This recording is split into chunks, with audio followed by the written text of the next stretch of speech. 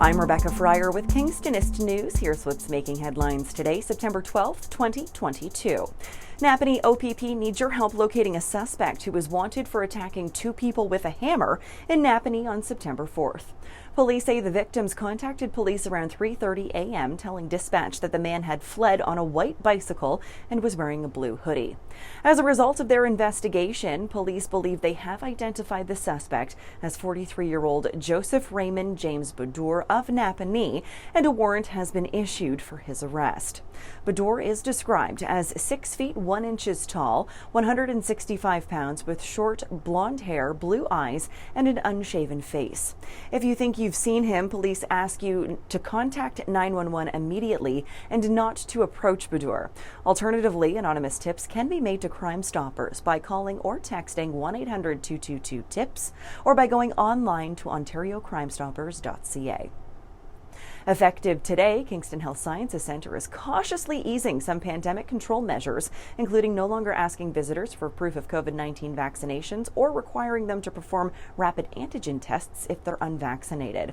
However, that may not be the case for some special high-risk areas of the hospital, and safety precautions like wearing hospital-issued masks and physical distancing remain in effect for all areas of the hospital.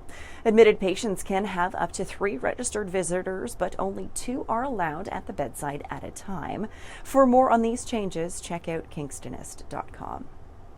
The downtown BIA aren't horsing around when it comes to their fundraising campaign to keep KP's four-legged mounted unit, Murney, on patrol.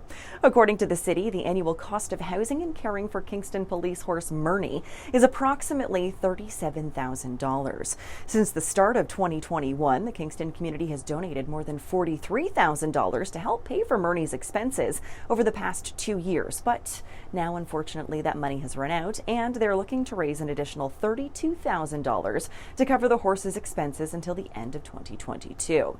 Donations to the fund can be made online, in person at TD Bank locations, or at City Hall.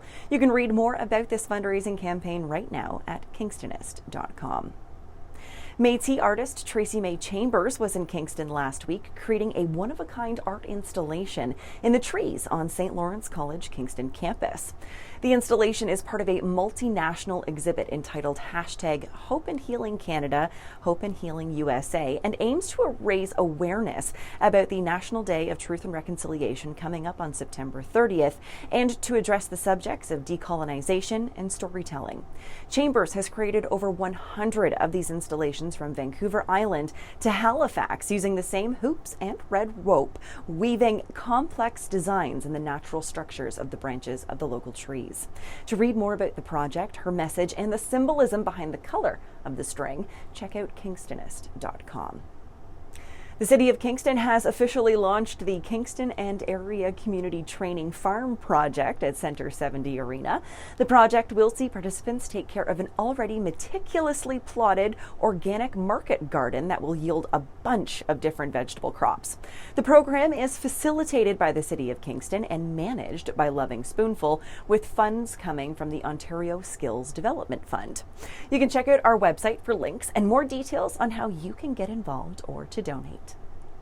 And lastly, the Queen of England, Elizabeth II, died last week, and as such, the city says that flags will fly at half-mast until after her funeral.